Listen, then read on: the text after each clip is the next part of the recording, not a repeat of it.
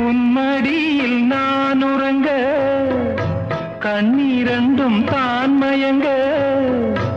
என்ன தவம் செய்தேனோ என்னவென்று சொல்வேனோ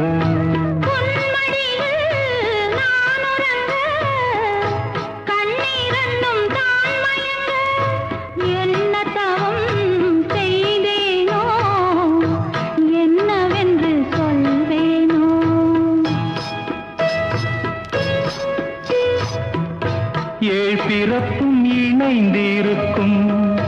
சொந்தம் இந்த சொந்தமம்மா வாழ்விருக்கும் நாள் வரைக்கும்